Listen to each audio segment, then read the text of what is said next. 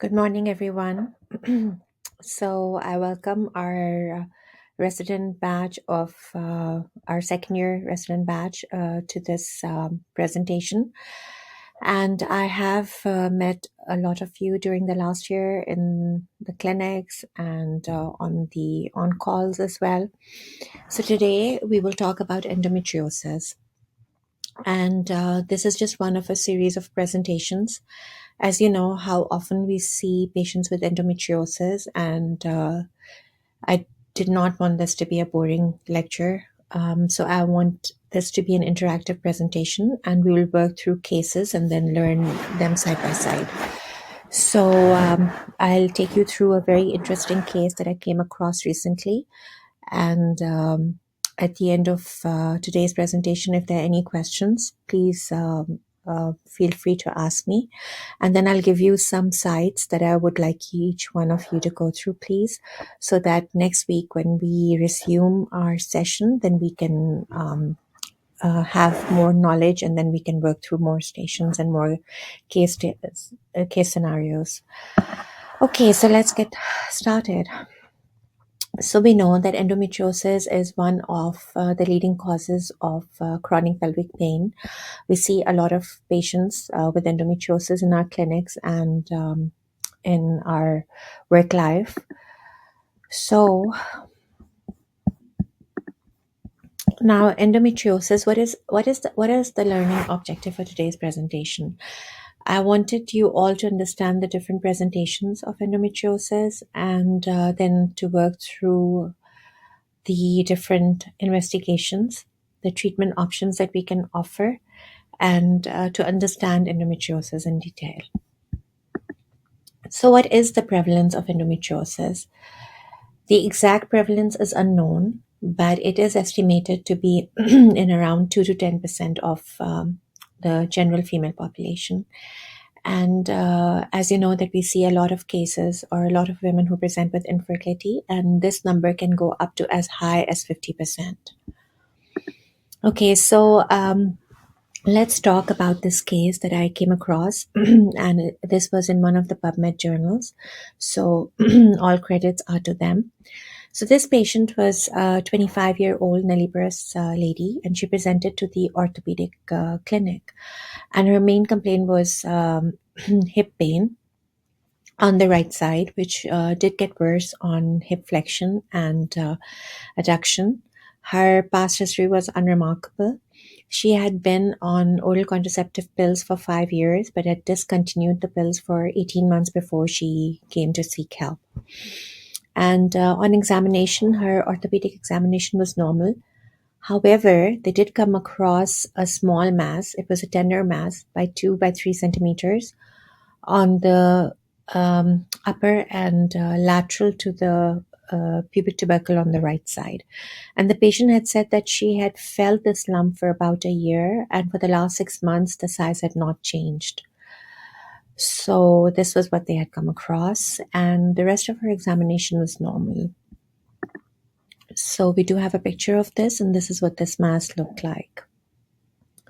So it was just above and lateral to the right pubic tubercle.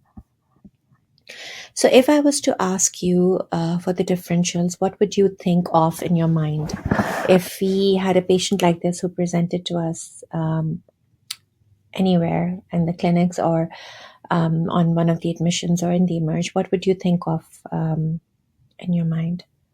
Yes, that's right. I did hear somebody say a lymph node. Yes, possibly we could have a lymph node. An abscess, that's right.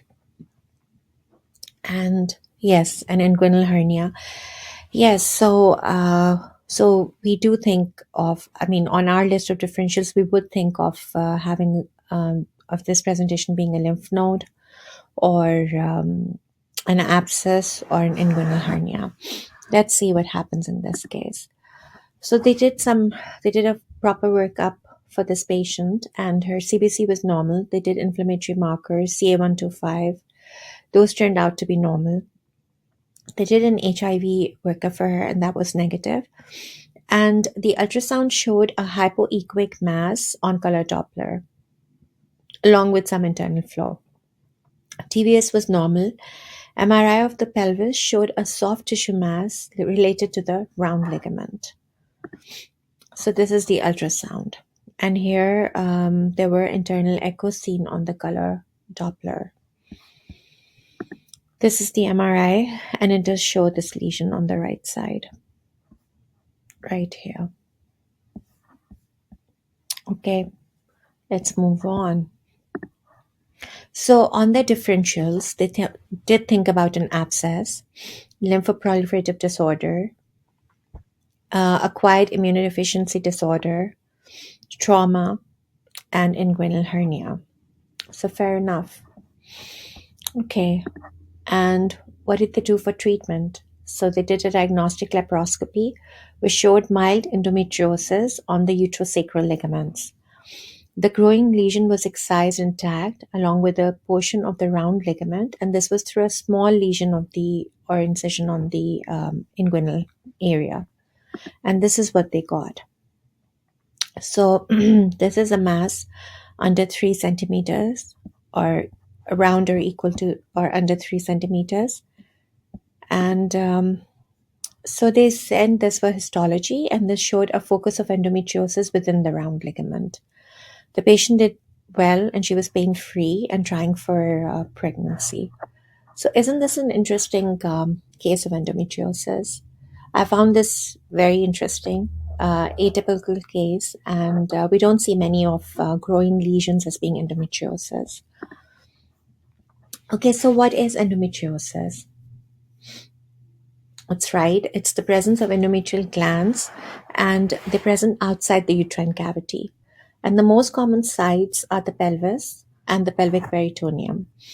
The extrapelvic endometriosis is not that common, and sites could be bowel, appendix, pleura, lungs, abdominal wall.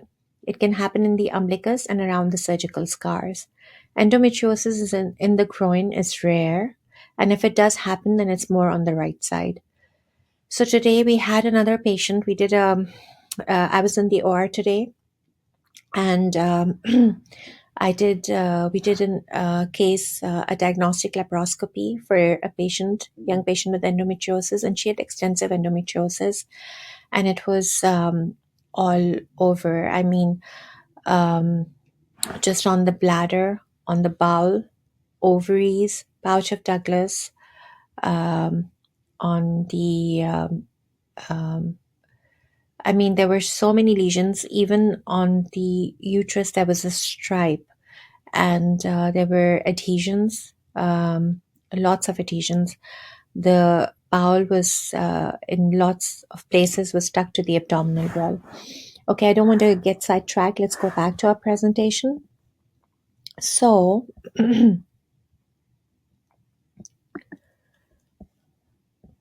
okay, so what are the learning points? The take-home message from today's presentation is that whenever you come across a patient with a groin mass, you must have endometriosis on your list of differentials. So this is for all of us today as a take-home message.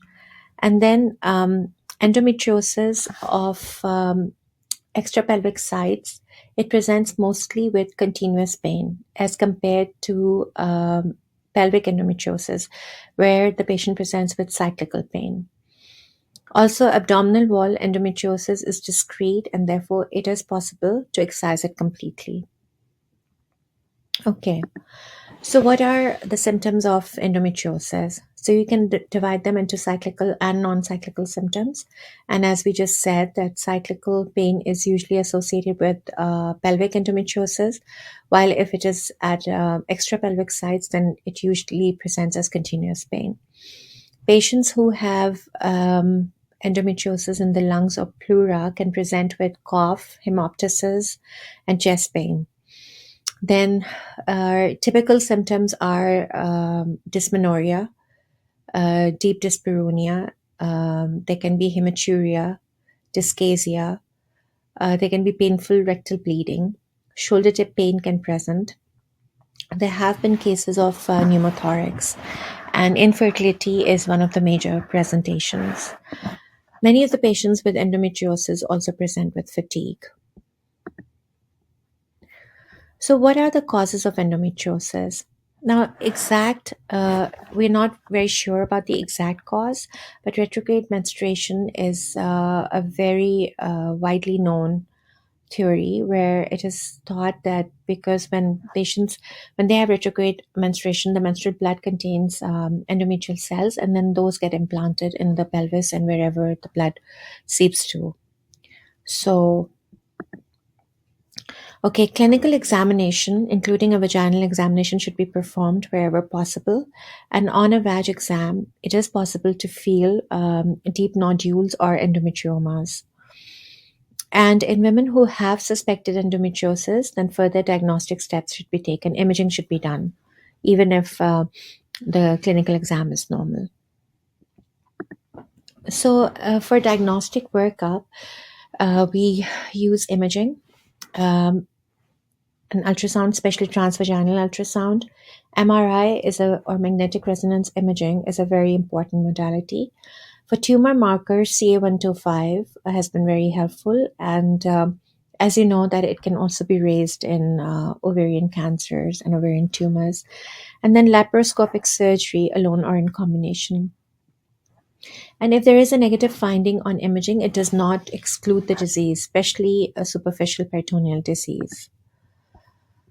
So, when we do a laparoscopy in patients who have negative imaging results or failed treatment, clinicians can recommend laparoscopy for diagnosis and for treatment. And usually, when we do the laparoscopy, if we see any endometriotic deposits, we excise that. If there are endometriomas, then we do ovarian drilling. So, endometriomas usually present as chocolate cells, and we try to remove them and clear the pelvis as much as we can. And patients who have endometriosis also are prone to development of adhesions.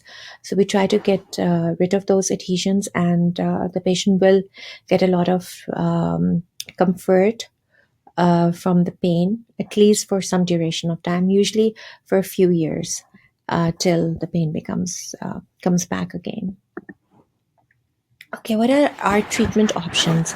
So, pain control is one major treatment modality, and for this we start with low order or simple analgesics like NSAIDs, and then we work our way up and go for higher order pain meds. Hormone treatment has been used, so lots of these patients are put on combination pills. Progestogen analogs are also very useful, especially the medicated IUDs like Mirena. They're very helpful. And gonadotropin releasing hormone analogs have been used for a long time. And what they do is that they create a pseudo menopausal state. So these are injections usually given monthly over a period of 3 to 6 months. But then there are side effects like hot flushes, vasomotor symptoms, and there can be bone mineral density loss. And that's why, the patient has to be counseled properly about the pros and cons of the treatment. So, surgery is one of the options to reduce endometriosis associated pain. And when we do remove the endometriotic deposits, or we do the clearance, we try to excise all the tissue. And this is then sent for histology. Now, laparoscopic uterine nerve ablation alone has not been shown to be beneficial or even as an added procedure. Presacral neurectomy is one of the options which has been talked about but not very widely used. So, I have a few other slides for case presentations, but we will take a break now. Discuss more about endometriosis, and I want to give you some handouts which I want you to go through, and then again we will resume the talk. So, just to summarize, you understand that endometriosis is one of the main causes of chronic pelvic pain. It can present in various different presentations. Usually, it can be anywhere. The patient age group can be anywhere from just after menarche or you can have patients who are slightly older with either pain or infertility. And usually, because it's estrogen related, so once the patients go into menopause, the disease quietens itself. So let's take a break now, and I want to welcome any questions if there are any. Thank you.